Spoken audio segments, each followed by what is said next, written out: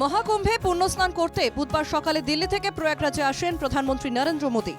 প্রধানমন্ত্রীর পরনে ছিল গাঢ় গেরুয়া রঙের জ্যাকেট এবং কালো ট্রাকস্যুট। গলায় ও হাতে ছিল রুদ্রাক্ষের মালা। ত্রিবেণী সঙ্গমে ডুব দিয়ে সূর্যার্ঘ্য দেন প্রধানমন্ত্রী। পুণ্য স্নানে এসে প্রধানমন্ত্রী এদিন যেন রঙিন হয়ে উঠেছিলেন। স্নান সারার পর প্রধানমন্ত্রীর পরনে ছিল কালো কুর্তা, মাথায় ছিল হিমাচলি টুপি। স্নান সেরে গঙ্গা পুজো এবং গঙ্গা আরতি করেন প্রধানমন্ত্রী।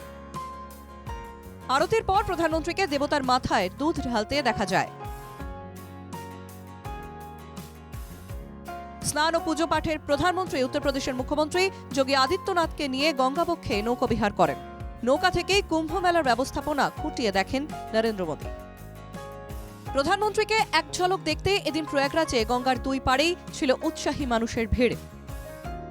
বুধবার প্রধানমন্ত্রীর দফতর থেকে এক্সপোস্টেও মোদীর প্রয়াগরাজ সফরের কথা জানানো হয়। এক্সপোস্টে লেখা হয়, ভারতের আধ্যাত্মিক এবং সাংস্কৃতিক ঐতিহ্যের প্রচার এবং সংরক্ষণে প্রতিশ্রুতিবদ্ধ প্রধানমন্ত্রী নরেন্দ্র মোদী।